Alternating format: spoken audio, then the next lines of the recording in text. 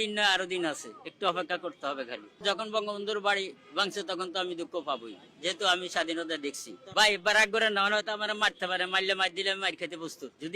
যদি বঙ্গবন্ধুর বাড়ি ভাঙে তাহলে জাতির ভিতর থাকবে না, এই দেশও থাকে না। তাহলে আমি যাদেরকে 71 সনে পরাজিত করছি তারাই তো এই কাজ করছে।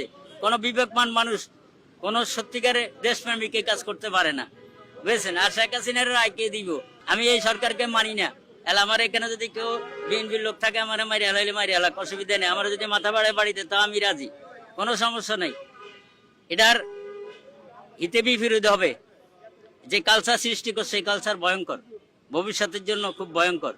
আপনি আমার আজকে বাড়ি ভাঙছেন, আপনি যে সুখে থাকবেন এটা কোনোদিনও না।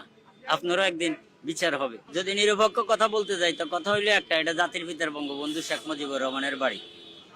এখানে হাত দেওয়া, যে হাত দিছে তাদের আমি এটা পছন্দ করিনি। কেন? এটা জাতির পিতার বাড়ি, ওনার জন্য আজকে দেশটা স্বাধীন।